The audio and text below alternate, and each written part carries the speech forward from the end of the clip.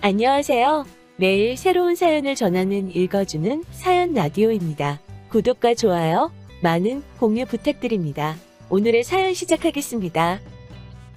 안녕하세요. 답도 안 나오는 시댁에서 죽기 살기로 탈출한 30대 여성입니다. 저도 제 인생이 이렇게 될 줄은 몰랐어요. 어디서부터 이야기해야 하나 싶은데 결혼할 때만 하더라도 주변에서들 정말 다 부러워했거든요. 저 시집 잘 간다면서 말이죠. 정작 제 스스로는 이게 잘 가는 건가 긴가민가 했는데 사람들이 하도 부러워하니까 그런가 보다 한 제 잘못이라 하면 맞아요, 제 잘못이에요. 왜냐하면 살아보니까 저한테 부럽다고 했던 사람들까지 다 미워질 정도로 이 결혼을 왜 했나 싶은 게 정말 속이 터졌거든요. 그래서 더는 사람들이 뭐라건 간에 신경 쓸 겨를도 없이 도망치게 됐고요. 남편하고는 대학원에서 만났어요. 둘 다 언젠가 교수가 되겠다는 같은 목표를 가진 사람들이었지요.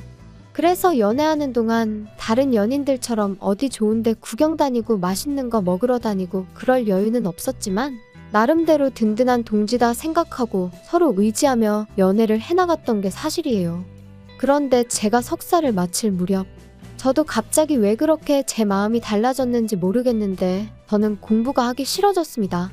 문득 주변을 둘러보니 다른 친구들은 나름대로 자기들 커리어도 만들고 그런 와중에 결혼도 하고 아이도 키우고 그런데 저만 제자리에 있는 것 같았거든요. 그리고 돌아보니 교수가 된다는 건 솔직히 뭐랄까 말하기가 조심스럽긴 하지만 사실 저희 친정어머니께서 아들이 없다는 이유로 시집살이를 호되게 당하셨어요. 그래서 언젠가부터 제 스스로 열아들 부럽지 않은 딸 하나가 되어드리겠다는 생각을 하게 되었죠. 의사든 교수든 소위 그럴싸한 직업을 가져야겠다는 생각도 그렇게 하게 된 거고요. 그런데 그런 생각으로만 살다 보니 저도 모르게 지쳤던 모양이에요. 그래서 친정부모님께 그간의 사정을 터놓고 말씀드리니 아쉬워하긴 하셨지만 동시에 저한테 많이 미안해 하셨습니다. 그런 줄도 모르고 조금만 더 하고 저를 채근하셨던 기억만 난다 하시면서 얼마나 부담스러웠겠냐 고생했다 하시대요. 아무튼 친정부모님의 허락도 떨어졌겠다. 남편에게도 제 결정을 알렸습니다. 이제 공부는 그만하고 다른 길을 가겠다고요. 그랬더니 남편이 저희 부모님보다 더 아쉬워하대요. 고지가 코앞인데 네 능력이 아깝다면서 말이죠. 하지만 저는 정말 요만큼의 미련도 없었어요. 그리고 이후로 그래도 학벌 덕분이라고 해야 할지 바로 대기업에 들어갔습니다. 약간의 잡음이 있긴 했지만 남편과 제 사이도 크게 달라진 바는 없었고요. 그리고 제가 직장생활 시작한 지 1년쯤 돼가던 시기에 남편이 먼저 프로포즈를 해왔습니다. 남편이 말하길 시부모님이 곧 사업을 정리하고 싶어 하시는데 기왕이면 그래도 현직에 계실 때 저희가 식을 올렸으면 하신다며 말이죠. 이제 와서 말이지만 제가 상상하던 프로포즈와는 거리가 있었고 그래서 좀 김이 샜던 게 사실이에요. 하지만 연애한 기간도 제법 길었고 하니 남편 마음 하나만 보고 프로포즈를 받아들였네요. 그런데 결혼식 올리고 정확히 한 달 만에 시댁이 망했습니다. 말 그대로 그냥 망해버렸어요. 사업이란 게 한치 앞을 볼 수 없는 거라지만 그래도 그렇게 순식간에 망할 수가 있나 싶었죠. 게다가 분명히 남편이 프로포즈를 할 때만 하더라도 사업을 정리하고 싶어 하신다 했지 망해가고 있다고는 안 했으니까요. 정말이지 제 입장에선 마른 하늘의 날벼락 같은 일이었어요. 하지만 제가 이렇게 이야기를 하니 어머님이 말씀하시길 고지고대로 이야기했으면 제가 결혼을 했겠냐며 적반하장으로 나오시대요. 게다가 저희 쪽에서도 사돈될 집안, 그러니까 당신들이 사업을 했으니 여러 가지로 여기저기서 말하기 좋았지 않았냐 하는데 어이가 없어서 더는 뭐라 상대해야 할지도 모르겠더라니까요. 게다가 거기서 끝이 아니었습니다. 박사과정을 밟고 있는 줄 알았던 남편은 실은 저와 마찬가지로 석사까지만 마치고 이후로는 아버님 사업을 돕는답시고 반년 가까이 학교에 나가지 않고 있었더라고요. 그래서 그럼 그동안 교수님이랑 주고받았다는 대화며 연구한다던 프로젝트며 그건 다 뭐냐 따지니 그냥 늘상 하던 이야기니까 적당히 둘러댔던 거라며 그래도 저를 끝까지 속일 생각은 아니었다고 오히려 저한테 그런 거짓말을 할 때 자기 기분은 어땠을지 한번 생각해 본 적이나 있냐는데 피는 못 속인다더니 정말 어머님하고 꼭 닮은 모습에 기도 안 차더라니까요. 그래서 이거 다 사기 결혼이다. 도저히 못 참겠다 했습니다. 그런데 변호사를 만나서 알아보니 이건 사기 결혼은 아니라는 거예요. 제 입장에선 다 속았다 싶었는데 법적으론 속은 게 아니라니 환장할 노릇이었죠. 게다가 그게 다가 아니었습니다. 시부모님은 결국 사시던 집까지 파셔야 했는데 그러고 나니까 말 그대로 거리에 나앉게 되신 거죠. 그리고 남편은 그런 시부모님이 너무나 불쌍하다며 제 앞에서 아주 눈물 콧물 흘려가며 꺼이꺼이 울어댔는데 그런 남편을 보고 있으니 치미는 우라와는 별개로 마음이 편치만은 않더라고요. 그리고 그런 제 마음을 남편도 눈치를 챈 건지 부탁이랍시고 한다는 소리가 우리 지금 사는 아파트가 얼마나 가지? 뭘 얼마나 가긴 얼마나 가. 우리가 아파트 산 지 얼마나 됐다고. 우리 샀을 때랑 비슷할걸? 그럼 우리 아파트 담보로 한 1억 정도 대출 받을 수는 있나? 1억? 대출? 뜬금없이 왜? 아니, 이번에 어머니 아버지 집 하셨잖아. 이사 가셔야 되는데 그래도 좀 살만한 집에 가시려면 1억은 있어야 될 것 같아서 우리가 대출 받아서 그 돈 해드리면 안 될까? 그게 말이 되니? 당신이랑 나랑 결혼할 때 양가에서 1억 5천씩 받아서 이 아파트 산 거잖아. 그리고 이 아파트 공동명의로 샀는데 뜬금없이 대출을 받으면 좀 앞뒤가 안 맞는 것 같은데. 자기 그리고 대출 갚을 능력은 돼? 지금 벌이도 없으면서. 저희가 결혼할 때 양가에서 똑같이 1억 5천씩 받았고 그래서 공동명의로 계약을 했거든요. 그런데 이제 와서 대출을 받자니 대출을 받게 되면 그건 남편이랑 저랑 같이 갚아야 되는 거고 아무튼 어느 정도 정이 떨어진 상태라 그런가 그런 계산까지 하게 되니까 머리도 복잡하고 기분도 안 좋고 그래서 남편더러 그러지 말고 그냥 아파트를 팔자고 했어요. 아파트를 팔아서 당신이 결혼할 때 들고 온 돈 1억 5천에서 1억을 내줄 테니 그거 시부모님 드리라고 했죠. 그리고 나머지 돈으로 우리 두 사람 형편에 맞는 아파트를 새로 사자. 그러니까 남편이 세금이니 이사비용이니 따져가며 난색을 표하더라고요. 하지만 제 입장에선 이보다 깔끔한 해결책은 없다 싶었습니다.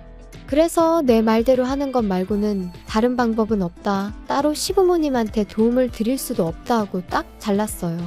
참고로 이 무렵엔 남편도 무직이었습니다. 박사 때려치고 쓰러져가는 아버님 사업 어떻게든 살려본답시고 거기 뛰어들었던 건데 사업은 망했지. 박사과정은 뭐 자기가 마음대로 때려친다고 또 마음대로 시작할 수 있는 건 아니거든요. 돈이 없다고 못하는 과정은 아니지만 돈 없고 인맥 없으면 빠듯한 게 현실이고요. 그래서 결국 아파트를 팔고 저희는 방 2개짜리. 그것도 말이 좋아 방 2개짜리지 거실도 없는 작은 아파트로 이사를 했어요. 그나마 돈이 부족해서 친정부모님이 5천만 원 더 보태주셨지요. 여담이지만 친정부모님께서 저더러 뭐하러 이런 꼴까지 봐가면서 사냐고 그냥 헤어지란 말씀도 하셨습니다.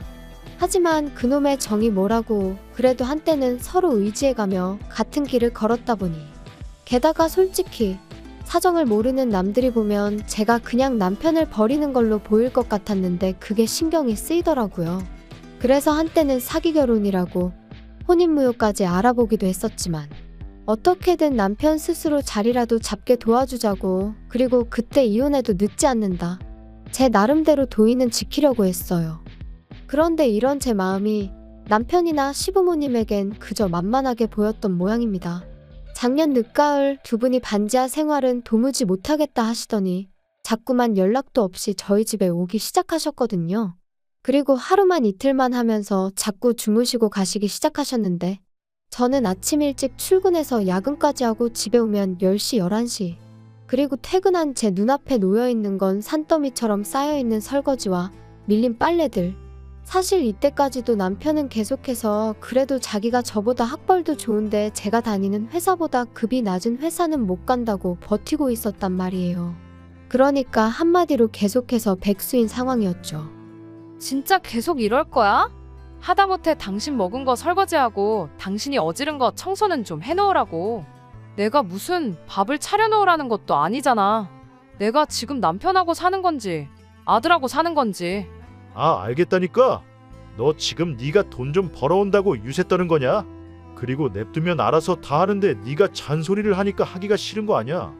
언제 하든 해놓기만 하면 되는 거지. 나는 뭐 그 정도 자유도 없어. 남편은 제가 조금만 뭐라 하면 목에 핏대를 세우기 일쑤였습니다. 그런 와중에 시부모님까지 오셔서 주무시고 가실 때면 한마디로 아나무인이 따로 없었지요.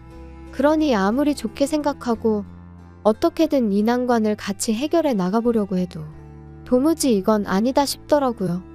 그래서 결국 보다 못한 제가 어머님 아버님께 앞으로는 이렇게 연락 없이 오시지 마시라 했어요. 그리고 사시는 곳하고 저희 집이 얼마나 먼 것도 아니고 교통편이 없는 것도 아닌데 주무시고 가시는 일은 없었으면 좋겠다 했죠. 하지만 이후로도 어머님 아버님은 몇 번이고 저에게 한마디 말도 없이 제 집에 찾아오셨고, 그뿐인가요? 언젠가부턴 부엌 찬장과 냉장고는 물론이고 제 서랍이나 옷장까지 뒤져보시면서 잔소리를 하시기 일쑤셨습니다. 한 번은 친정부모님이 제 생일이라고 사주신 명품 핸드백을 보시고는 시부모한테는 생활비랍시고 꼴랑 50만원 보내주면서 저는 감히 핸드백을 산 거냐며 회의로 전화를 받지 못하던 저에게 30통의 부재중 통화를 남겨놓으신 적도 있지요. 저로서는 일단 제가 산 것도 아닌데 그런 오해를 받은 것도 억울했지만 설령 제가 샀다고 한들 제가 제 힘으로 번 돈인데 제가 핸드백 하나 샀다고 그 정도로 욕을 먹어야 하나 싶은 게 너무 속상하고 화가 나더라고요. 그래서 결국 참다 못해 남편에게 나 솔직히 당신 하나만으로도 너무 벅차. 근데 어머님 아버님까지 나를 말려죽이려고 작정이라도 하신 분들 마냥 도대체 왜 저러셔? 진짜 힘들어 죽겠어. 너무 부담스럽다고. 야, 뭐? 부담스러워? 너 지금 우리 부모님을 무슨 짐짝 취급이라도 하는 거야? 야, 막말로 네가 우리 엄마 입장이면 안 열받겠냐? 우리 엄마도 한때는 백화점을 놀이터처럼 드나들던 분인데 그런 분이 지금 저렇게 살고 계시니 속 터질 만하지. 근데 너는 뭐 한 번이라도 그런 우리 엄마 모시고 백화점에 가봤어? 맨날 장모님하고만 다니잖아 너. 아니 어머님이 힘드시면 나도 쇼핑하면 안 되는 거야? 그리고 나도 우리 엄마가 사주는 거고 내 돈으로 살 형편한데 당신이 한 푼도 안 벌어오잖아. 야, 너 유세냐? 그 얘기가 지금 왜 나와? 그리고 이런 무의미한 대화가 30분쯤 오갔을까? 남편이 한다는 말이 그러니까 이참에 어떻게든 자기 부모님도 숨통 좀 트이게 해드리자더니 대뜸 저희 친정부모님 가게 이야기를 꺼냈습니다. 참고로 저희 친정부모님은 30년 넘게 한식당을 운영하시다가 몇 년 전부터 백화점의 밀키트 형식으로 납품을 시작하셨고 이게 잘 되어서 2년 전부터 프랜차이즈 사업도 시작하게 되셨어요. 그리고 남편은 그 프랜차이즈를 들먹이며 시부모님한테 그 매장을 하나 차려드리자는 거였죠. 매장 차리는데 돈이 얼마나 드는지 알고는 하는 소리야? 그럴 돈이 어딨어? 대출 받으면 되잖아. 대출은 그냥 받아? 담보가 있어야 받지. 우리 사는 이 아파트. 이 아파트? 아니 왜 걸핏하면 아파트를 들먹거리는 거야. 그리고 이건 이제 내 아파트야. 야, 너 나 1억 5천 중에 1억만 줬으니까 아직 5천 여기 들어가 있거든. 진짜 어이없네. 그럼 뭐 5천까지 돌려달라는 거야? 대출 안 받아줄 거면 돌려줘. 그래 그럼 5천 받고 아예 이 집에서 나가. 내가 무슨 자원봉사자야? 생활비도 한 푼도 안 벌어오는 당신을 재워주고 먹여주고 그러게? 넌 뭐 말을 또 그렇게 하냐? 내가 마음만 먹으면 취직하는 거 일도 아니고 취직하면 너보다 잘 버는 것도 일도 아니야. 말 같지도 않은 소리만 골라서 하네. 5천 돌려줄 테니까 그 길로 짐 싸서 나갈 생각이나 하셔. 알겠어? 왜 대답 안 해? 야, 됐다. 말을 말자. 그리고 저는 이 정도면 남편이 더는 가게 일에 대해서는 말하지 않을 줄 알았는데 그로부터 며칠 뒤 친정어머니께서 연락을 해오셨습니다. 알고 보니 오전에 남편이 저랑 상의도 없이 시부모님을 모시고 저희 친정부모님을 직접 만나러 왔었다고요. 그리고는 대놓고 저희 부모님한테 서울 시내에 매장을 내신다고 하지 않으셨냐며 그 가게를 시부모님과 남편이 운영하게 해달라고 하더라나요? 당황한 친정부모님께서 지금 쉽게 가타부타 결정을 내릴 문제가 아닌 것 같다고 일단 의사는 알겠으니 생각할 시간을 달라며 세 사람을 돌려보내셨다는데 전화를 받는 내내 제 손이 부들부들 떨리는 게 느껴졌어요. 그리고 친정부모님께선 저더러 어떻게 했으면 좋겠냐 하시더니 당신들은 솔직히 내키지 않는다 하시더라고요. 프랜차이즈라는 건 한 매장에만 문제가 생겨도 다른 매장들까지 영향을 미칠 수 있기 때문에 무조건 하고 싶다 해서 이름을 쓰게 해줄 수 있는 건 아니라면서 말이죠. 그리고 저는 그런 친정부모님께 저한테 설명하지 않으셔도 된다, 저는 다 안다, 이해한다 했습니다.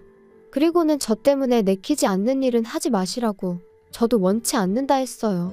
그리고 더는 걱정 마시라고 남편한테도 제가 직접 이야기하겠다 했네요. 그날 저녁 남편이 어딜 갔다 오는지 싱글벙글 웃으며 집에 들어오더군요. 저는 그런 남편을 보고 기가 찼지만 할 말이 있으니 앉아보라 했어요. 그리고는 잔뜩 기대에 부풀어 있는 그 얼굴에다 친정부모님이 내리신 결정을 전했습니다. 그랬더니 아니나 다를까 남편이 또다시 목에 핏대를 세우며 사위도 자식이라는데 너무하네 어쩌네 악을 써대더라고요. 그리고는 급기야 저희 부모님하고 자기가 얘기를 좀 해봐야겠다 하는데 아니 안 된다는데 자꾸 무슨 이야기를 해보겠다는 건지 저도 너무 화가 나더라고요. 이 인간이 도대체 장인장모 알기를 뭐로 알길래 자꾸 맘먹으려드나 싶고 그래서 싫다면 싫은 줄 알지 왜 자꾸 사람을 괴롭히냐 그만하라 했습니다. 그랬더니 남편이 욕을 하면서 옆에 있던 리모컨을 집어던지는데 비록 제가 맞진 않았지만 정신이 정말 확 들더라고요. 이번엔 리모컨이었지만 다음엔 뭘 어디다 던질지 막말로 저를 때릴 수도 있는 거고요. 그리고 그 생각을 하니 소름이 쫙 끼치는 게 더는 한 공간에 있을 수가 없다 싶었습니다. 그래서 그 길로 말 그대로 도망치듯 지갑과 차키만 챙겨 집을 뛰쳐나왔어요. 친정으로 가자니 부모님이 괜히 당신들 때문이라 생각하시면 어쩌나 걱정이 되고 하지만 그래도 결국엔 부모님 말곤 달리 기댈 곳이 떠오르지 않대요? 그래서 친정으로 향했어요. 당연히 밤 10시가 다 돼서 연락도 없이 딸이 왔으니 친정 부모님도 대번에 남편하고 싸웠냐 하시는데 뭐라 말도 안 나오고 긴장이 풀린 건지 눈물만 주룩주룩 쏟아지더라고요. 그리고 그렇게 한참을 부모님 앞에서 울다가 남편이 욕을 하며 리모컨을 집어던지더라. 눈에서 말 그대로 살기가 느껴지더라. 나 정말 언제까지 이렇게 살아야 하는 건지 모르겠다. 이혼하고 싶다 했습니다. 그랬더니 이제껏 말을 아끼시던 아버지께서 남편에게 직접 전화를 거셨어요. 1시간 내로 튀어오라고요. 남편은 예전부터 저희 아버지를 어려워했고 상황도 상황이었던 만큼 불이 나게 온기색이 역력하더군요. 그리고 앉지도 서지도 못하고 어정쩡하게 있는 남편더러 아버지께서 무릎 꿇고 앉으라 호통을 치셨더니 그제서야 남편이 허겁지겁 내내하며 앉는데 그 꼴이 어찌나 우습던지. 그리고는 아버지께서 남편에게 저와 이혼하라 하셨습니다. 제 의견은 이미 확인했고 자네 의견 묻자고 부른 게 아니라며 이건 통보니까 집에 가는 대로 짐 싸서 내일 오전 내로 나가라 하셨지요. 그러자 남편이 저랑 아버지를 번갈아 쳐다보며 갑자기 무슨 말씀이시냐. 부부싸움 좀 했다고 장인어른까지 나서서 이혼하라 마라 하시면 곤란하다 하고는 말대꾸를 하대요. 그리고 그런 남편에게 저희 아버지가 남편이 했던 것처럼 욕을 하며 리모컨을 던지셨어요. 남편은 지 머리라도 맞는 줄 알았는지 순간 양손으로 지 머리통을 감싸며 피했고요. 남편은 그제서야 저와 아버지께 번갈아 가며 싹싹 빌기 시작했어요. 자기가 경솔했다. 죄송하다. 그냥 요새 여러 가지로 스트레스를 받다 보니 순간 실수를 한 거라면서 말이죠. 그리고는 자기한테 한 번만 기회를 달라. 저만 허락한다면 택배든 뭐든 일이라면 닥치는 대로 하겠다 하는데 솔직히 별로 와닿지가 않더라고요. 그리고 저는 이미 기회는 줄 만큼 줬었으니까요. 그래서 그런 남편에게 더는 시간 낭비하고 싶지 않다 했습니다. 그리고 제 확고한 태도를 보고는 아버지께서도 남편더러 이미 떠난 버스한테 다음에 일찍 나와 있겠다 하면 다시 돌아오더냐고 다 끝났다 하시더라고요. 이후로 이혼 안 해준다는 남편을 상대로 이혼 소송을 했고 당연히 결과는 제 예상대로 흘러갔어요. 결혼한 이후로 제대로 된 경제활동 한 번 하지 않은 남편과 그럼에도 불구하고 계속된 시부모님의 부당한 요구가 이혼 사유로 인정받았거든요. 그래서 1년이란 비교적 짧은 결혼 생활이었음에도 불구하고 많이는 아니지만 위자료 1,000만 원도 받게 되었죠. 그런데 어째서인지 기쁘다기보다는 후련하고 행복하기보다는 속이 시원한 정도였어요. 한편 남편은 그렇게 저와 이혼하고 원래는 시부모님이 사시던 집에 들어가려 했던 모양입니다.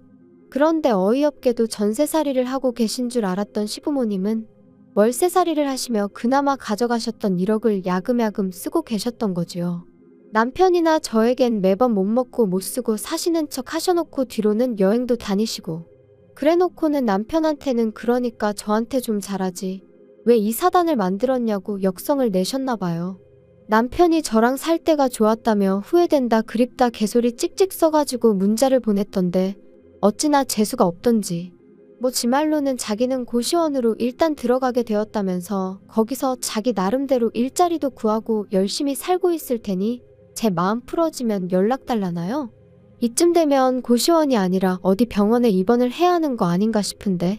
아무튼 어떻게 마무리를 해야 하나 싶은데 여기까지입니다. 저는 그 어느 때보다 잘 지내고 있거든요.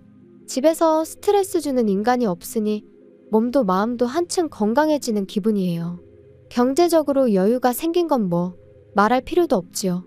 여러분도 혹시 옆에 노답인 인간이 있는데 혹시나 하는 마음으로 기다려주고 계시다면 제 경험상 사람 잘 안 바뀝니다. 일단 내 자신의 행복과 건강부터 챙기는 게 제일 중요한 것 같고요. 조금씩 따뜻해지고 있는 지금 날씨처럼 여러분의 하루도 어제보다 따뜻한 하루가 되시길 바라겠습니다. 긴 이야기 들어주셔서 감사합니다. 오늘의 사연은 여기까지입니다. 구독과 좋아요, 알람 설정해주시면 앞으로 더 좋은 사연으로 찾아오겠습니다. 감사합니다. 안녕하세요. 매일 새로운 사연을 전하는 읽어주는 사연 라디오입니다. 구독과 좋아요, 많은 공유 부탁드립니다. 오늘의 사연 시작하겠습니다. 안녕하세요. 아나무인의 시댁 식구들 때문에 결혼한 지 7개월 만에 남편과 헤어진 30대 여성입니다. 진짜 이런 이야기는 어디 막장 드라마에나 나오는 줄 알았지. 제 이야기가 될 줄은 꿈에도 상상을 못했네요. 어디서부터 이야기를 시작해야 하나 싶은데 두서가 없더라도 들어주시면 감사하겠습니다. 사실 이미 헤어졌고 어느 정도 정리가 되긴 했지만 제 얼굴에 침 뱉기 같아서 친구들한테 허심탄회하게 털어놓기는 쉽지 않더라고요. 저는 미대를 졸업해 현재 패션회사 디자인팀에서 근무하고 있습니다만 제 동기나 선후배들 중에는 순수미술의 길을 가는 이들도 많이 있어요. 그리고 그런 이들 중 한 선배가 강남에서 처음으로 개인전을 하게 되었는데 저한테도 시간 날 때 한번 보러 오라고 하더라고요.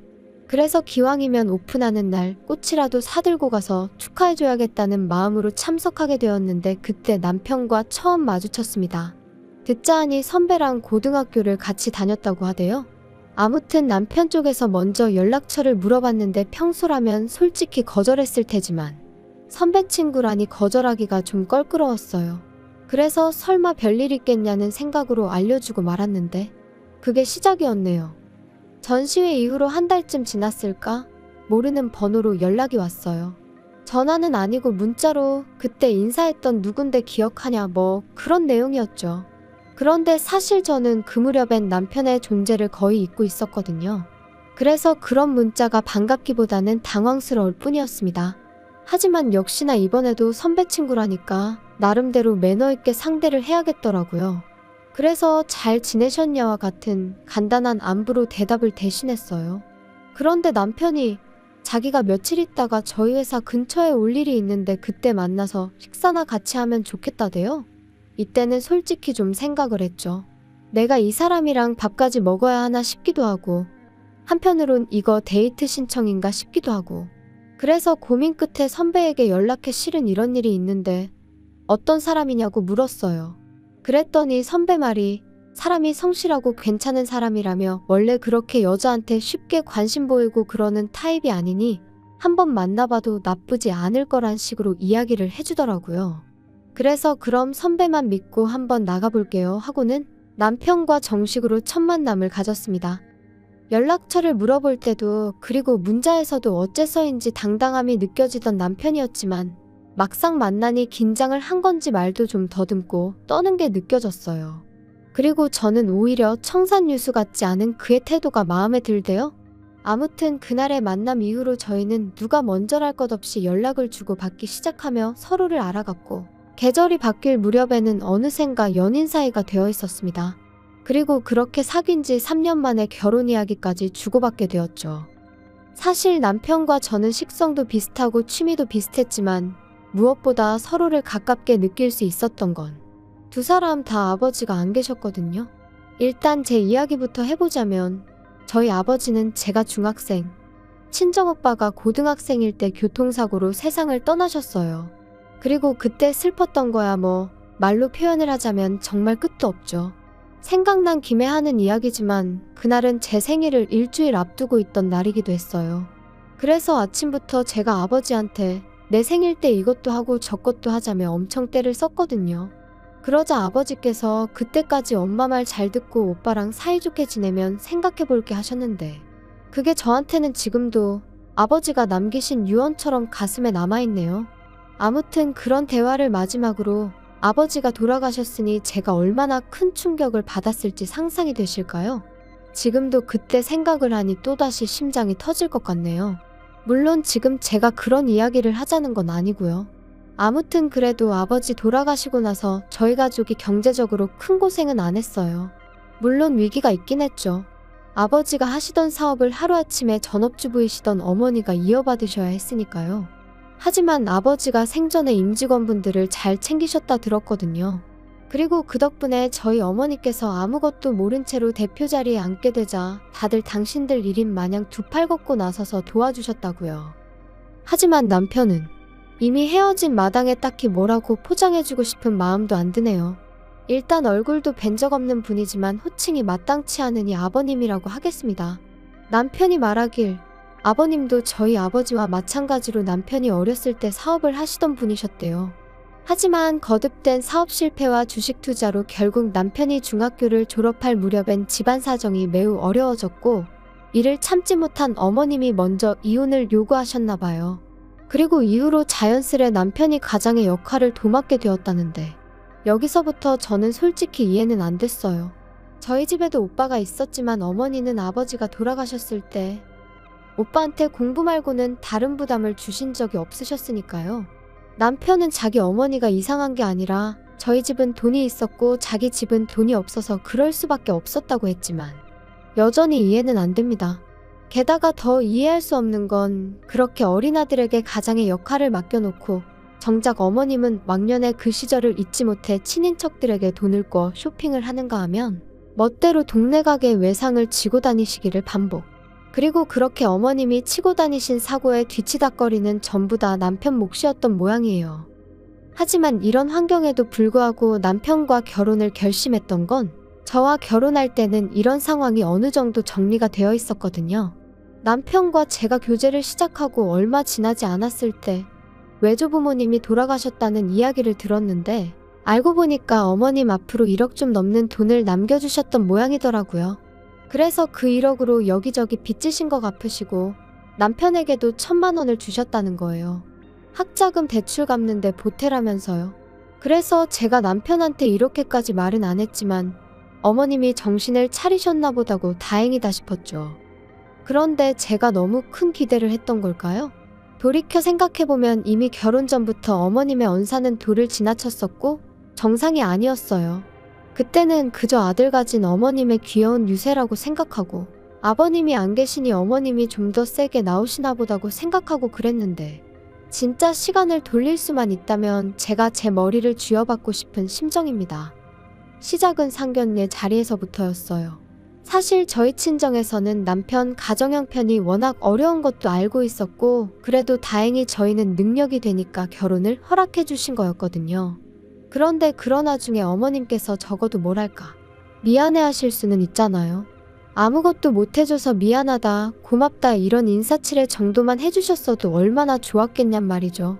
하지만 어머님께선 정말 고개 빳빳이 드시고는 나는 나 먹고 사는 것도 힘들어서 해줄 수 있는 게 없다. 시동생도 하고 싶은 게 많다는데 하나 뒷바라지도 못 해주고 있으니 어쩌겠냐 하시며 솔직히 어쩜 저렇게 당당하실 수가 있나? 제가 다 민망하더라니까요. 게다가 결혼식장을 정하면서도 어머님의 불만은 끝이 없었습니다. 일단 저희 어머니가 사업을 하시다 보니 결혼식 규모는 제 의사와는 상관없이 어느 정도 크게 올려야만 했어요. 그리고 위치 또한 저도 남편도 서울에서 직장 생활을 하고 있었으니 서울에서 하는 게 맞다고 생각했고요. 그런데 어머님께서는 어머님 형제들이 다 충주에 사시니 결혼식을 충주에서 해야 한다는 억지를 쓰시질 않나, 그렇게 못할 것 같으면 버스를 대절해 달라질 않나, 들어오는 축의금 또한 당신이 뿌려서 수거하는 돈인 만큼 하나도 손 떼면 안 된다고 하시질 않나. 결혼식 당일날 보니 어머님 보고 온 하객은 30명도 안 되는 눈치였는데 말이에요. 그리고 결국 이때 저희 어머니께서 도저히 이 결혼은 못 시키겠다 하셨습니다. 그리고 저도 저희 어머니 뜻대로 하려고 했어요. 제가 이렇게까지 욕을 먹어가며 홀대를 받아가며 어머님 비위를 맞춰드려야 하는 건지 한마디로 현타가 왔었거든요. 그런데 남편이 저한테는 따로 말하지 않고 저희 어머니 회사로 찾아가 어머니 앞에서 무릎을 꿇었던 모양이에요. 자기 어머니가 돈에 한이 맺히신 분이라 그렇다며 장모님이 한 번만 이해해 주시면 안 되겠냐 하면서, 그리고는 자기 어머니 때문에 제가 마음고생하는 일은 없도록 자기가 정말 중간에서 똑바로 처신하겠다고요. 게다가 남편은 저희 오빠도 따로 만나서 정말 죄송하다고 자기가 잘하겠다고 연신 허리를 숙여댔다니. 그래서 결국 저희 가족들이 그래도 남편 하나는 제정신이구나 생각하고 마음을 겨우 돌렸던 거죠. 저도 그런 남편의 정성에 한 번 더 믿어보기로 했던 거고요. 이후로 결국 저희는 서울에서 식을 올렸습니다. 버스는 대절해드렸지만 축의금은 식대정산하고 남은 것만 돌려드렸어요. 그랬더니 어머님이 당신 돈을 저희가 멋대로 썼다며 내용 증명을 보내시겠다는 억지를 쓰셨는데, 이때는 저도 너무 짜증이 나서 그러세요 했더니 사가지가 있네 없네. 그리고는 저더러 찾아오지도 마라, 연락도 하지 마라, 꼴도 배기 싫다 하셔서 내하고 말았죠. 한편 친정 어머니께서는 제 앞으로 덜컥 7억짜리 집 한 채를 증여해 주셨습니다. 보아하니 남자 쪽에선 정말 아무것도 안 해오게 생겼고 원래는 입버릇처럼 네 능력으로 시집가라 하셨지만, 솔직히 저도 사회생활한 지 10년도 안 됐던 데다가 모아놓은 돈이라곤 9천만 원이 전부였거든요. 그러니 어머니가 보시기에도 답이 없다 싶으셨는지 집을 해주신 거예요. 참고로 오빠 장가갈 때보다 더 비싼 집을 해주셨어요. 오빠는 나중에 사업체도 물려줄 거니까 그때 가서 너무 서운해하지 말라면서요. 참고로 이런 대화는 진지하고 심각한 분위기로 오간 것은 결코 아닙니다. 저는 처음부터 어머니 사업에는 관심이 없기도 했고요. 한편 이후로 그렇게 신혼살림을 꾸려나간 지 2달쯤 됐을 때였습니다. 2달 동안 어머님과 남편은 계속해서 연락을 주고받고 있었지만 저는 안 했어요. 하지 말라셨으니까요.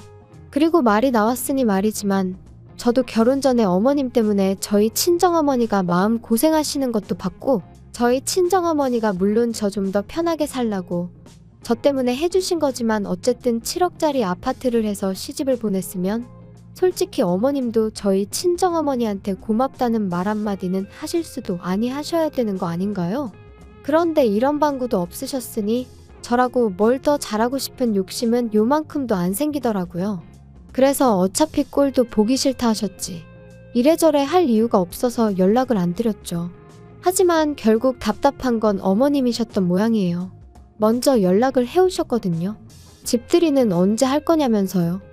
어머님 말씀을 듣곤 어이가 없었습니다.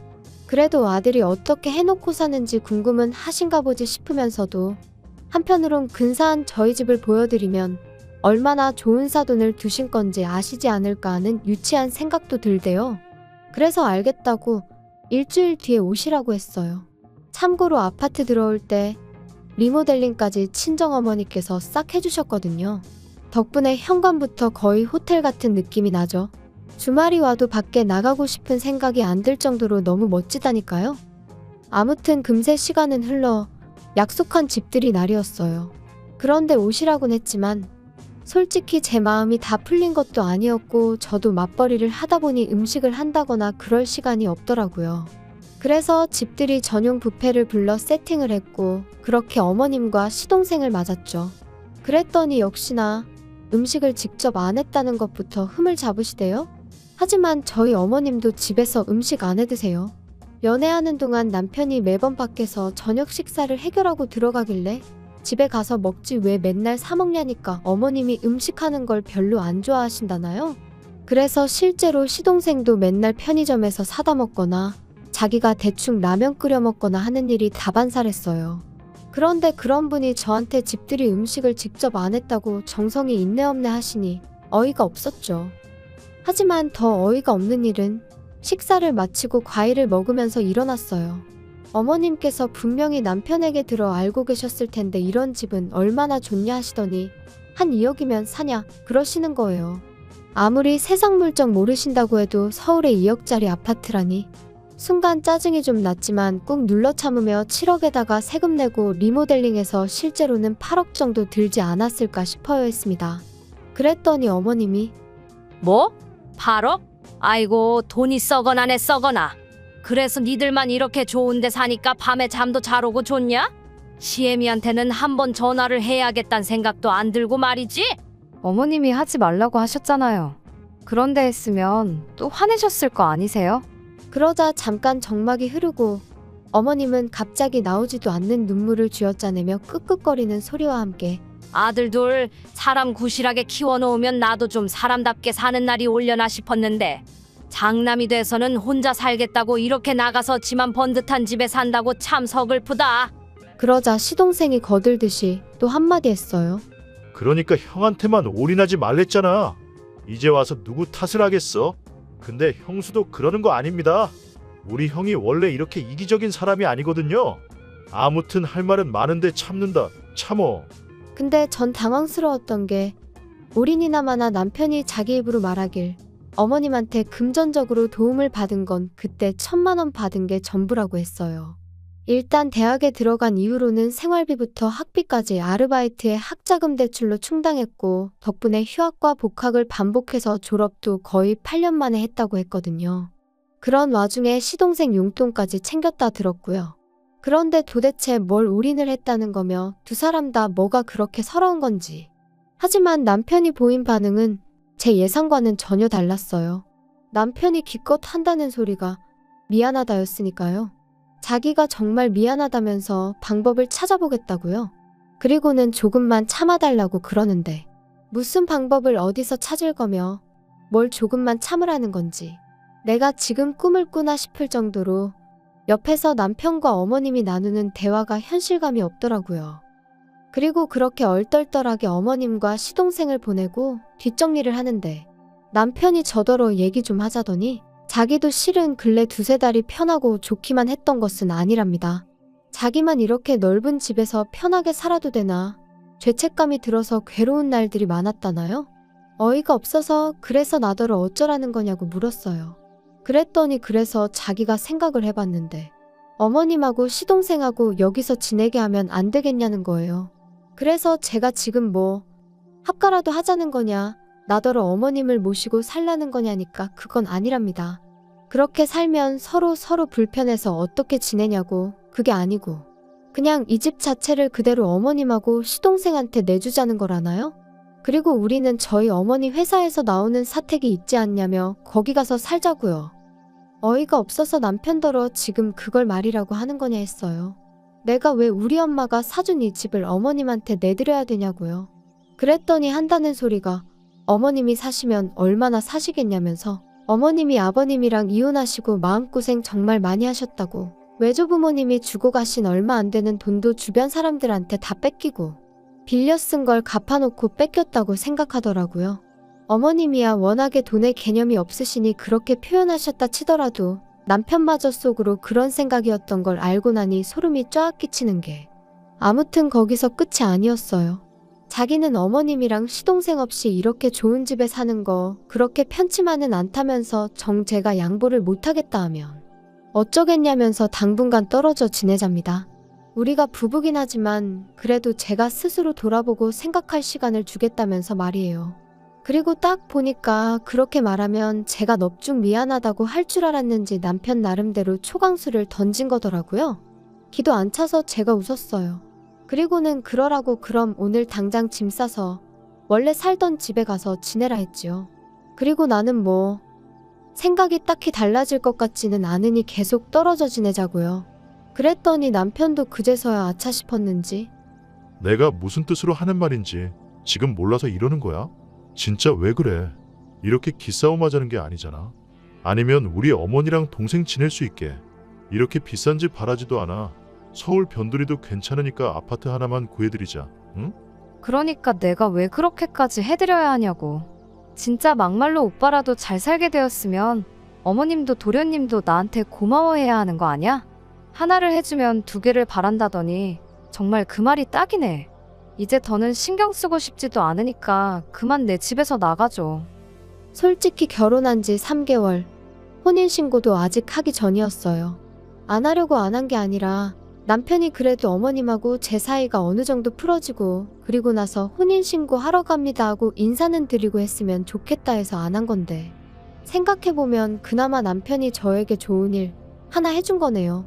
그래도 여전히 짜증은 납니다. 어차피 제 결혼식에 올 사람은 다 왔으니 혼인신고 안 했다고 이혼은 아니에요 말하는 건 제가 못하겠거든요. 그리고 남자친구는 결국 별 수 있나요? 친정어머니의 저희 오빠까지 나서니까 자기도 어쩔 수가 없다 싶었는지 본가로 돌아갔어요. 그런 와중에도 어머님은 어찌나 꼿꼿하시던지 저더러 돈 몇 푼 아끼려다가 대단한 당신 아들을 놓친 거라며 저더러 불쌍하답니다. 사람이 셈을 그렇게 못해서 어쩌냐고요. 저 정도면 정신병 아닌가 싶어서 더는 상대 안 했어요. 살다 보면 누가 정말 셈을 못한 건지 알게 되겠지요.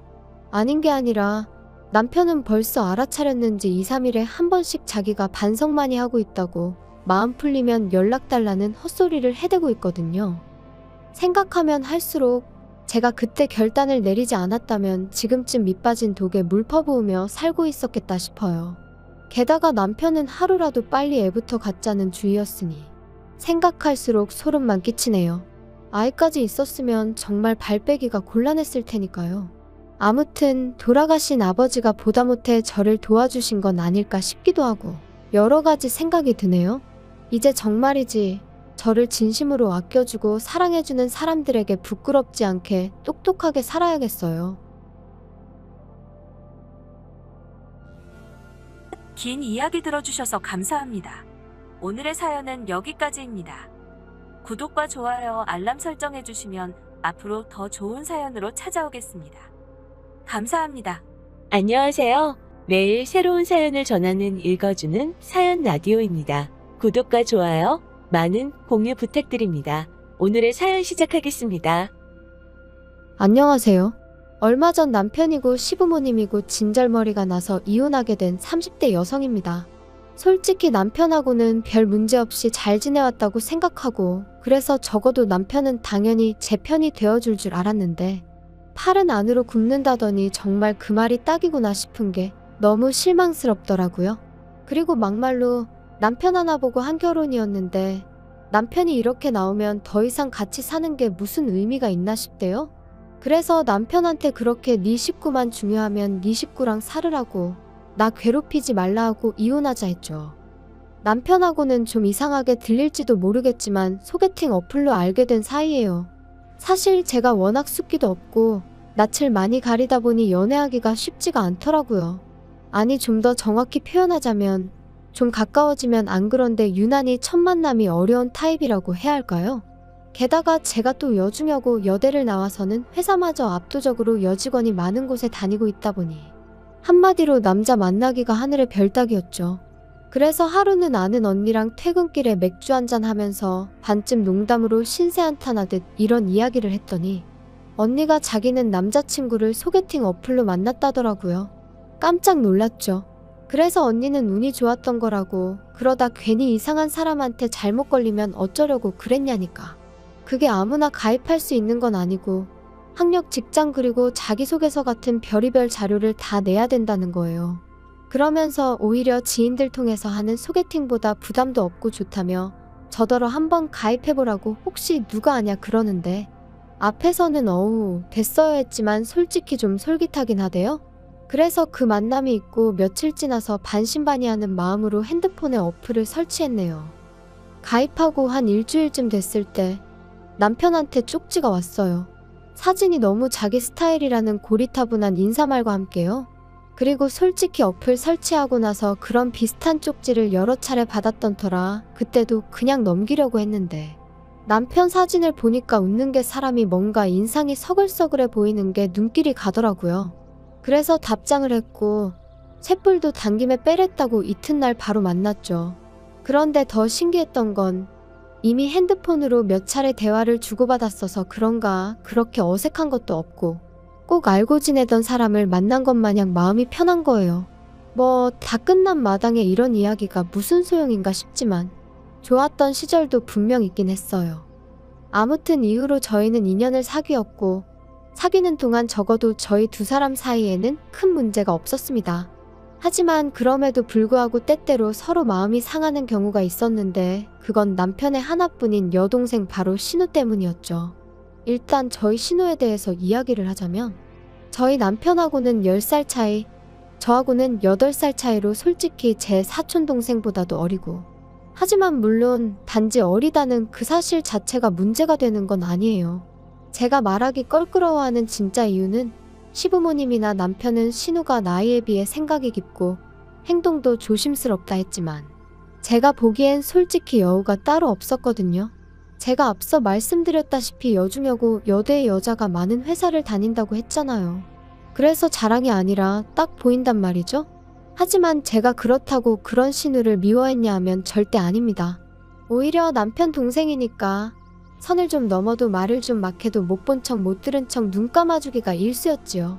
하지만 그런 일이 반복되니까 나중엔 할 소리 못할 소리 아예 분간을 못하더라고요. 심지어 한 번은 시부모님도 계신 자리에서 제 미간을 들먹이며 언니 어렸을 때 혹시 어디 아팠냐? 왜 지능이 좀 부족한 사람들이 미간이 넓지 않냐는 들어보도 못한 헛소리를 짓거린 적도 있어요. 그리고 그렇게 신우가 선을 넘으면 어머님 아버님이라도 한 소리 따끔하게 하셨어야 하잖아요. 그런데 오히려 두 분이 막 웃으시더니 우리 딸은 눈썰미도 좋다며 저한테 너 혹시 정말 그런 거 아니지? 저번에 사과도 못 깎던데 설마 그래서 그런 거 아니냐 하시는데 정말이지 결혼 전에 신우하고 확실히 선을 그어놓는 건데 하고 얼마나 후회했는지 몰라요. 그래서 신우더러 말이라고 함부로 하는 거 아니라고 내가 아가씨 학벌 가지고 놀리면 기분 좋겠냐 했거든요. 그랬더니 또 어머님 아버님이 저더러 너는 웃자고 한 소리에 왜 죽자고 달려드냐는데 정말 이놈의 집구석 답도 없다 싶더라니까요. 하지만 그런 이유로 제가 남편이랑 이혼을 결심한 건 아닙니다. 결혼한 지 반년쯤 되던 때, 그러니까 여전히 남편이랑 저는 그래도 신혼 분위기를 내던 시기였는데요. 난데없이 신우가 다니던 회사를 때려치고는 서울에서 모델 일을 하고 싶다며 독립을 한다는 거예요. 참고로 저희 신우가 모델을 할 만큼 키가 크다거나 어디가 특출나냐 하면 그런 건 아니었는데 제가 그 분야는 잘 모르다 보니 이러쿵저러쿵 하기도 뭐하고 그래서 그냥 그러냐 하고 말았죠. 그런데 어이가 없는 게 그 독립이라는 게 저희 집에서 저희랑 같이 산다는 뜻이었어요. 어머님이 연락을 해오셔서는 신우가 서울에 살겠다고 하는데 여자 혼자 살게 할 순 없으니 저희더러 데리고 있으라셨거든요. 저는 고민하고 말고 할 것 없이 안 된다고 했어요. 신우는 둘째치고 그냥 신우라는 사람을 제가 감당해낼 자신이 없다면서요. 하지만 어머님은 막무가내셨습니다. 왜 살아보지도 않고 싫다고 하냐. 너는 결혼했으면 신우도 가족이다 생각해야지 네 동생이어도 이랬겠냐. 그리고 저는 그런 어머님께 꼭 살아봐야 이 사람이랑 나랑 만나 안 만나를 아는 거냐. 그리고 제 동생은 이런 부탁을 할 애가 아니다. 솔직히 어른한테 이래도 되나 싶을 정도로 한마디도 안 지고 받아쳤지요.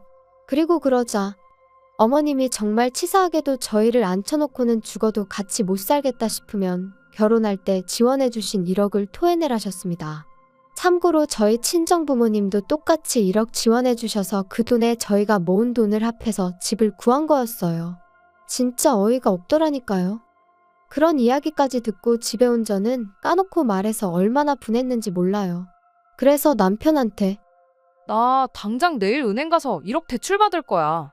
그리고 그 1억 돌려드릴 거야. 진짜 치사해서. 막말로 어머님이 1억 주신 게 나 뭐 용돈 주신 거야? 나 쓰라고 주신 돈 아니잖아. 당신 아들 장가 보내려고 주신 돈이면서 이제 와서 그 돈을 빌미로. 어쩌면 이러실 수가 있어?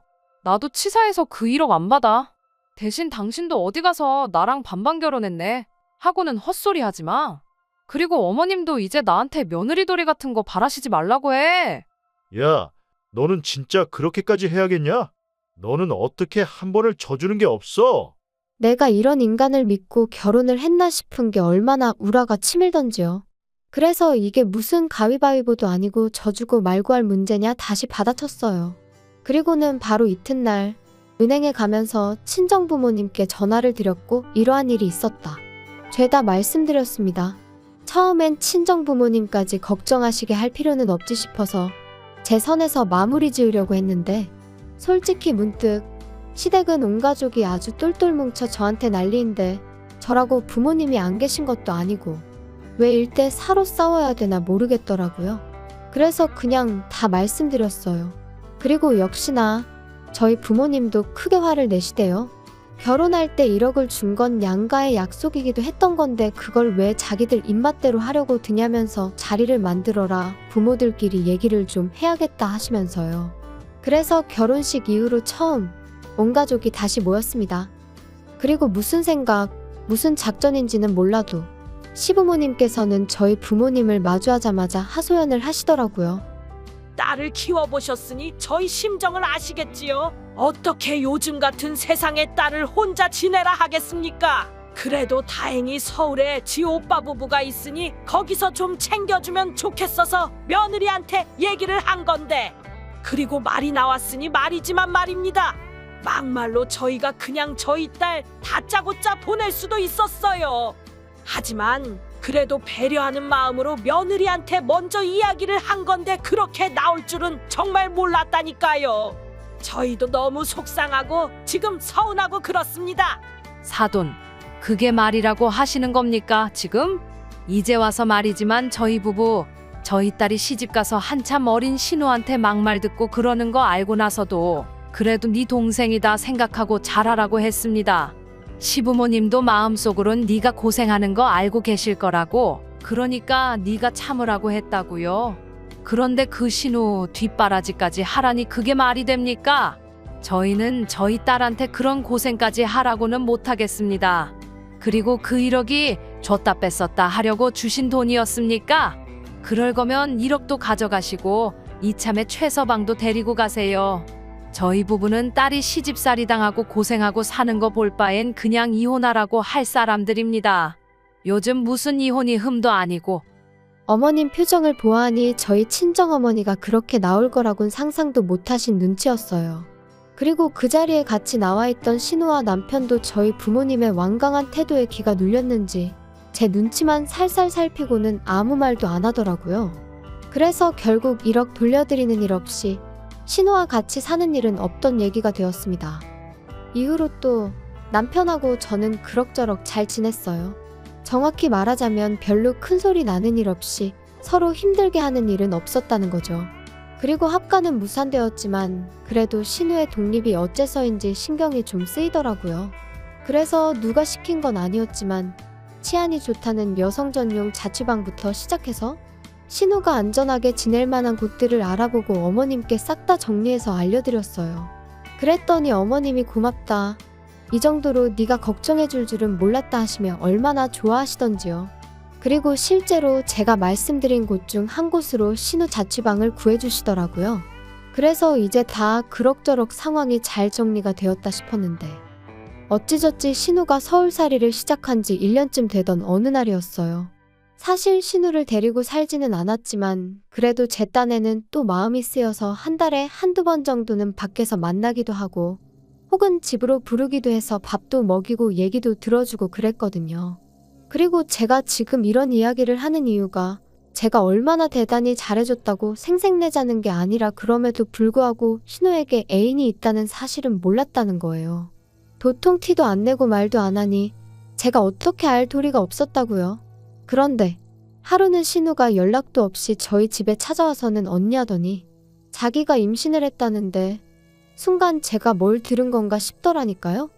그리고 신우의 임신으로 시댁은 말 그대로 쑥대밭이 되었습니다. 행여나 무슨 일이라도 생길까 주변 시세보다 더 비싼 돈 주고 자취를 시켜줬더니만 관리인이 하는 말이 저희 신우가 안 들어오는 날이 더 많았다질 않나. 알고 보니 신우가 애인이란 사람과 거의 동거하듯 생활했던 모양이더라고요. 그런데 그 화살이 왜 저한테 날라온 건지는 지금도 정말 이해가 안 되네요. 시부모님께선 처음엔 신우한테 도대체 뭐라고 다녔냐며 좀 나무라는가 싶더니 이내 이게 다 제 반대로 저희 집에서 살지 못해서 생긴 일이 아니냐며 제 탓을 하셨어요. 아니, 제 탓만 하셨으면 그나마 저도 어떻게든 유감이다 생각하고 말이라도 죄송하다 했을지도 모르겠습니다만 저희 친정 부모님까지 들먹이며 목에 핏대를 세우실 땐 당신들 자식이 발랑 까져 친 사고를 전하 저희 친정 부모님더러 어쩌라는 건가 싶은 게 진짜 시쳇말로 계급장 떼고 한판 붙었으면 싶더라니까요. 너랑 네 부모 때문에 내 딸 신세 다 조졌다. 너 이 일을 어떻게 책임질 거냐? 너는 윗사람이 돼서는 어린 신우 하나를 못 챙겨서 이 사단이 나게 만드냐? 다 필요 없고 내 딸 인생 책임져라. 네 부모한테도 내가 책임을 물을 거야. 억지 좀 적당히 쓰세요. 그렇게 치면 어머님이야말로 하나뿐인 딸도 제대로 못 챙기시고 뭘 하신 거예요? 그리고 아가씨도 모델 된다고 서울에 왔으면 어떻게든 모델 될 노력을 해야지. 남자애 환장한 것도 아니고 임신이 뭐예요? 어우, 내가 다 창피해 진짜. 하지만 어머님의 억지는 여기서 끝이 아니었습니다. 어머님께서는 이렇게 된 이상 신우랑 그 애인이란 작자랑 결혼을 시켜야 하지 않겠냐 하시더니 그 결혼 비용을 저랑 저희 친정 부모님더러 부담을 하셨거든요. 양심이 있으면 그 정도는 저희가 해야 하지 않겠냐면서 말이죠. 그리고 그 비용이란 건 자그마치 2억이었습니다. 내가 긴 말은 안 하겠다. 니네 부모한테 얘기해서 2억 받아와. 앞길이 구만리 같은 내 딸 인생 조져놓은 값이라 하면 2억이 아니라 20억을 받아내도 분이 안 풀릴 것 같지만 그래도 네가 내 며느리니까 내가 엄청나게 참고 참은 줄이나 알아. 내가 마음 같아서 니네 부모도 다 고소해버리고 싶은데 내가 정말 참았다. 그러니까 열을 줄 테니 2억 만들어와. 그것도 못하겠다 하면 나도 그땐 못 참는다. 그리고 저는 그때까지도 그래도 중간에 낀 남편이 불쌍해서 어쨌든 신우가 안 됐어서 그냥저냥 참아드리려고 했던 건데 정말 더는 이렇게는 안 되겠다 싶더라고요. 그래서 어머님한테 고소할 테면 하시라고 했어요. 2억이요? 어머님 뭐 잘못 드셨어요? 진짜 어이가 없네요. 고소요? 하세요 그럼. 하고 싶은 건 하셔야지. 참았다 병나면 어떡해요. 대신 저도 저희 부모님도 그땐 이렇게 말만 하고 있지는 않을 겁니다. 때도 적당히 쓰셔야지. 집에 돌아와서도 한참 동안 분한 마음이 어떻게 주체가 안 되더라고요. 그런데 그때 평소보다 늦은 퇴근을 한 남편이 저를 보더니 한숨을 푹 내쉬대요. 그리고는 오늘 어머니랑 또 한판 했다며 그러는데 짜증이 정말 확 나는 거예요. 남편의 말투라고 해야 하나 그게 저를 아주 한심하게 여기는 시기였으니까요. 그래서 제가 남편더러 말을 그렇게밖에 못하냐니까. 야, 나도 답답해서 그래. 그러니까 처음부터 우리가 데리고 있었으면 얼마나 좋았겠냐고. 아니 그게 지금 말이라고 해. 막말로 자취하는 여자들은 다 임신하니? 시부모님도 당신도 왜 자꾸 신우가 잘못한 걸 나랑 내 부모님한테서 원인을 찾아? 나는 뭐 할 말 없어서 가만히 있는 줄 알아? 이게 다 가정교육을 잘못 받아서 이렇게 된 거지. 너 진짜 말이 너무 심하다. 말 가려서 해. 가려서 말할 건 내가 아니고 당신하고 당신 부모님이야. 진짜 지긋지긋하다. 오늘은 당신 부모님이 나더러 친정 가서 2억 받아오라더라? 신우 인생 조져놨으니까 위로금으로 받아야겠대. 어머님 머리가 어떻게 되신 거 아냐? 야, 너 내가 말 조심하랬지. 그리고 솔직히 2억이 없어서 그런 거면 차라리 우리 부모님한테 가서 무릎 꿇고 죄송하다고 빌어. 빌면 봐주실지도 모르지. 네 부모님도 그래. 그렇게 뻔뻔하게 모르쇠로 나오실 게 아니고 우리 부모님한테 미안하다 숙이고 들어오셔야지. 막말로 그렇게 버티고 계시면 너랑 나도 못 살지 않겠냐? 너 말 잘했어. 나 너랑 정말 못 살겠거든. 고소고 나발이고 니네 하고 싶은 거 다 해봐. 그리고 너랑 나도 이쯤에서 갈라서자. 제발. 남편하고는 또다시 할 말 못할 말 해가며 정말 서로 때리지만 않았지 이웃이 경찰까지 불렀을 만큼 크게 다투고 말았습니다. 그리고는 서로 정말 지긋지긋해져서 일주일 만에 바로 이혼 서류 접수하고 한 달 동안 남편은 자기 본가에 저는 제 친정에서 지냈죠. 아쉬움이라곤 눈꽃만큼도 없었고 오히려 더는 숨소리도 견딜 수 없을 정도로 꼴보기도 싫었거든요. 그리고 제가 친정에 있는 동안 시부모님한테 몇 번이나 연락이 왔는데 댁 아들하고 이혼하기로 했으니 저한테 이러지 마시라고. 자꾸 이러시면 경찰에 스토커로 신고하겠다 하니까 나중엔 좀 잠잠해지대요. 그리고 결혼할 때나 이혼할 때나 집값은 별 차이도 없었기에 그냥 팔아서 남편이 들고 온 돈 그대로 줘버렸어요. 대신 같이 결혼 생활하는 동안 월급 관리는 제가 했는데 그걸 가지고 적금이 어쩌고 저쩌고 하는 걸. 니 처먹고 사는데 다 써서 없다고 악다구니 한 번 써주니 찍소리도 안 하더라고요. 그리고 어떻게 보면 제가 모처럼 남편이란 작자를 다시 떠올리고 이렇게 사연까지 쓰게 된 계기이기도 한데, 발 없는 말이 천리 간다더니 우연히 신우 소식이 제 귀에 들려왔습니다. 일단 신우는 그 애인과는 결혼을 못했는데, 애인이란 사람 부모가 요새는 출산 전에도 친자 검사를 할 수 있다더라며 신우한테 그걸 하자고 했던 모양이에요. 그리고 신우는 그게 자기에 대한 모욕이었더니 해가며 못한다고 버티다가 해서 친자 관계가 맞으면 뭐 위자료를 청구하겠네 그랬다는데, 이 대목에서 그놈의 집구석 위로금인지 위자료인지 남한테 돈 받아낼 궁리만 하고 사나 싶더라니까요. 아무튼 그래서 친자 검사를 했는데 아니었던 거죠. 그리고 더 웃긴 건 알고 보니 신우의 남자 관계가 워낙 화려해서 누구 한 사람을 특정해낼 수가 없었던 모양이에요. 몇몇은 스쳐가는 인연만도 못한 만남이었다 하니 말 다 한 거 아니겠어요? 정말이지, 아무리 자기 멋대로 사는 시대라지만 어쩜 그렇게 무책임하게 살았나 싶더라니까요. 사실 남의 불행을 듣고 좋아하면 안 되는 건데 그 소식 전해 듣고 나니까 기도 안 차고 한편으론 꼬숩다는 생각도 들대요. 그러니까 심보를 곱게 써야지. 그리고 지금도 보나마나 저와 저희 부모님 탓이나 하고 있을 게 뻔해서 불쌍한 생각도 안 들거든요. 아무튼 뭐 이제 남편도 본가로 돌아갔겠다. 시부모님이고 남편이고 온 가족이 들러붙어 신우 뒤치다거리나 해주면 딱 되겠네요. 혹시나 이 사연을 듣게 된다면 축하한다고 꼭 말해주고 싶어요. 축하해, 한번 잘 살아봐. 긴 이야기 들어주셔서 감사합니다. 오늘의 사연은 여기까지입니다. 구독과 좋아요, 알람 설정해주시면 앞으로 더 좋은 사연으로 찾아오겠습니다.